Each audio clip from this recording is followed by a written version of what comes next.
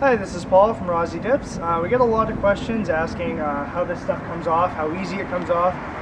Basically, it comes off as easy as you want it to come off. So if you really want this off, it'll come off. If not, then it'll stay on. So we're actually going to take a video, tear down the car, get all the plastic dip off, just to show you guys kind of how easy it can come off when you're ready to go back to the way it was. So let's get started.